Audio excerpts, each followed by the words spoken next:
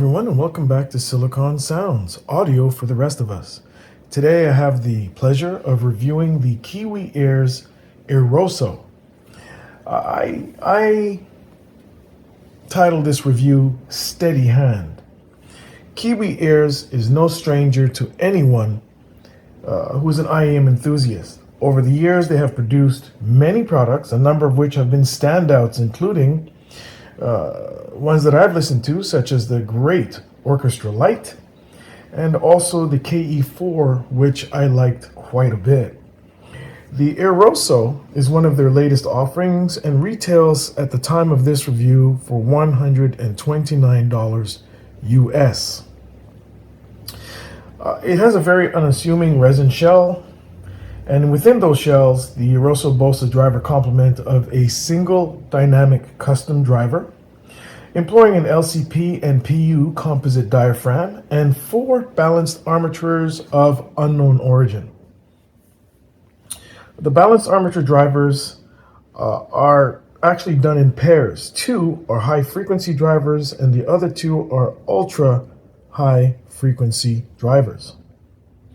All these drivers are brought together to play nice via a physical and an RC crossover. On listening, the implementation of the drivers and crossovers has obviously been done very well, as the Airoso does present a very cohesive sound. There are some interesting qualities about it, including being, in my opinion, with respect to the listening experience, exceptionally source and tip sensitive for an IEM in this price range. I recommend trying the Airoso with different sources and tips so as to find that synergy that will extract all the performance that this IEM is capable of. I also hope that I'm pronouncing it correctly. When plugged in and a source was used, such as my beloved XDO XA02, and I switched over to the Hibby R4 DAP, I noticed an immediate difference in sound. There's more warmth with the O2, and the soundstage presentation was wider, in particular on the lateral axis. With the R4, the sound signature became slightly brighter, a little bit more cold in a way, but still very pleasurable. But what I did give up was that extra sense of width of the soundstage, although it was still beyond my ears. The Airoso can have some really significant, prodigious bass output when paired with a source that leans in this direction. I noticed this immediately. I've used the Airoso with about 5 different sources, and 3 of them are markedly different, and you can hear it. When paired with my old school Tempotech Sonata E44 dongle, it actually sounded really good. That's a leaner sounding dongle that has very precise, very clean sound. Although it's older, it still sounds good. But you do give up a little bit of the headspace as compared to the XDO XA02 all-in-one DAC amp.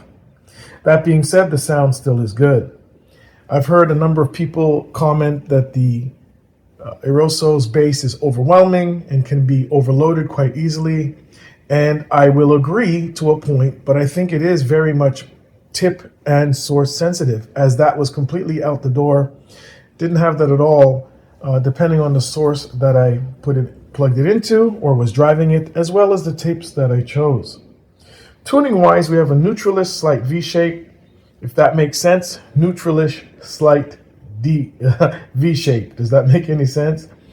There's the low end, with a mid-bass over sub-bass lean, with a balanced mid-range and just a moderate lift in the treble. The tuning is done quite well, but its presentation really does again depend on the source that's driving it, and to a lesser extent the tips. Build and fit.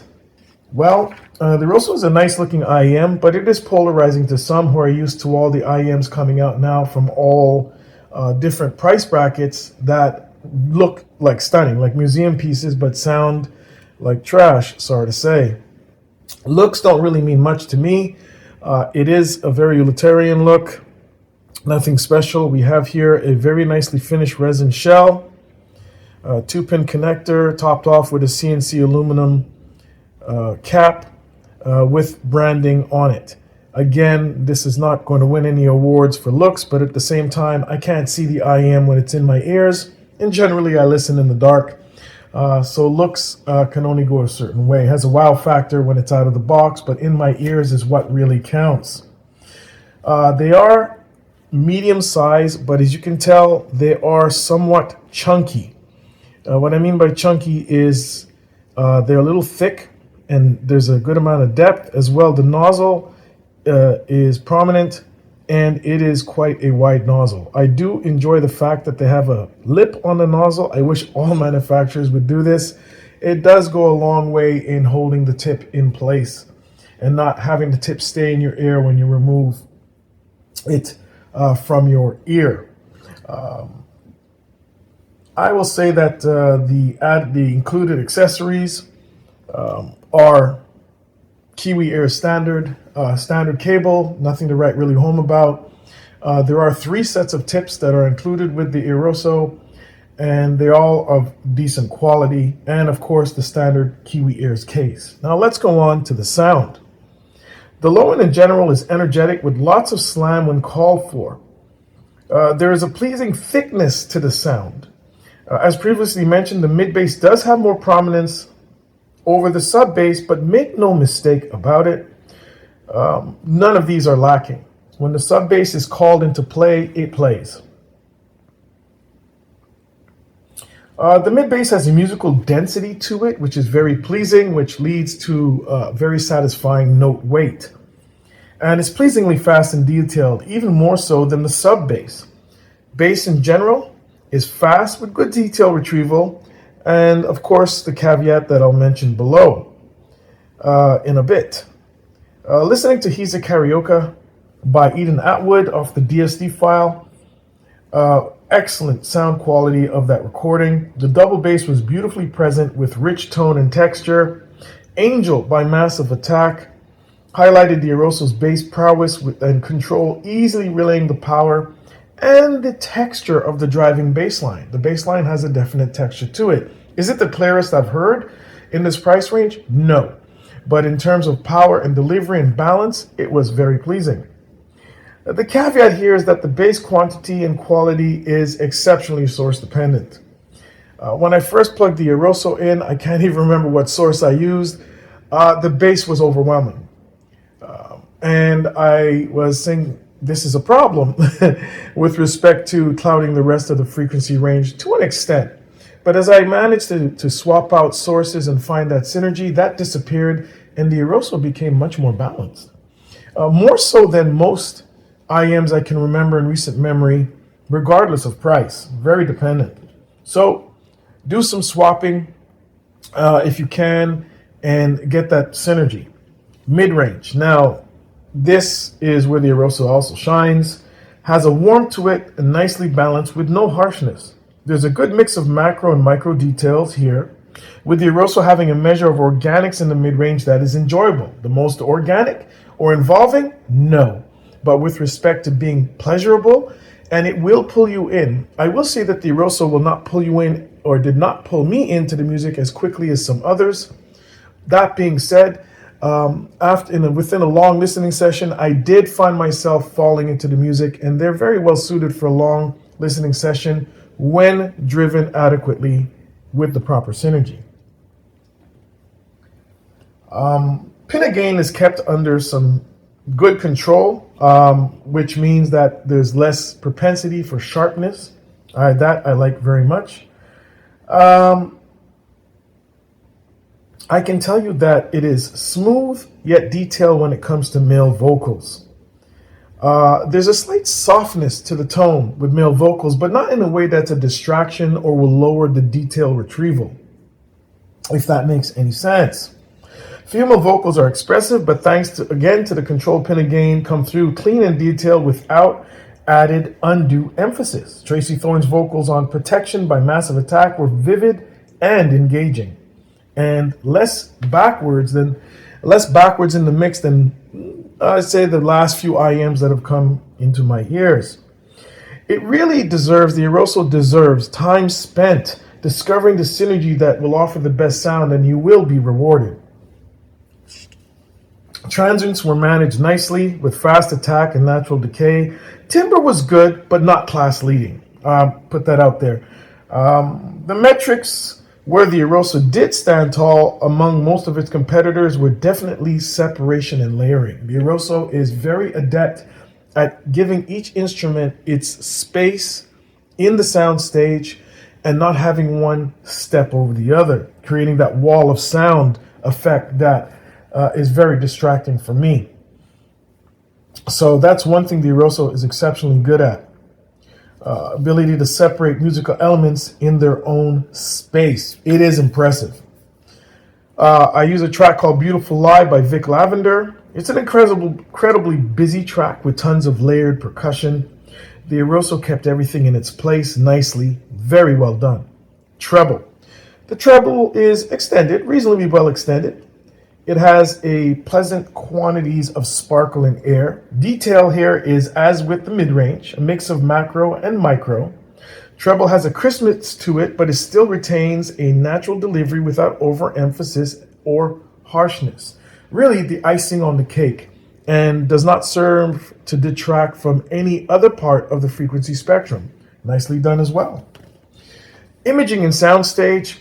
The Kiwi Ears Airoso is source sensitive, and when properly driven offers a moderately large soundstage with notable lateral dimensions. I constantly on good recordings heard the sounds beyond my left and right ear. Very interesting. Height and depth, while not as expansive compared to width, is still notable. On some sources, this soundstage does shrink somewhat, as mentioned prior. So again, for the fifth or sixth time, careful source selection is mandatory. There's a roominess to the soundstage that feels unrestrained, as each instrument occupies a definite but uncrowded portion of that space. I find this type of soundstage and imaging quite pleasing, in no small part due to the layering and separation capabilities of the Kiwi Ears IEM. Instrument placement was also solid and well defined within that airy soundstage. Conclusion. How do we conclude this? Well, the Kiwi Ears Airoso will please many. It's a clean sounding with great cohesiveness to the sound, and I'm sure more than a few people will like how it sounds, like the Sonics. The Kiwi Ears track record of releasing quality products is definitely maintained with the Airoso. When starting out, I had just come from a long listening session with one of my favorite single DD-IEMs, the Timsock TS316. And I have to admit, the TS316 is more involving, definitely more organic, and draws me into the music almost immediately. That being said, we're talking about an IEM that is approximately 3 times the price of the Kiwi Ears. Once again, the Kiwi Ears will draw you into the music, or will draw me. It just takes a little bit longer, but it does happen. It does happen. And not really a fair comparison per se, but just to be noted. The Kiwi Ears Airoso offers the listener a cohesive and complete sound experience. It does not have any kind of glaring faults, I'd say.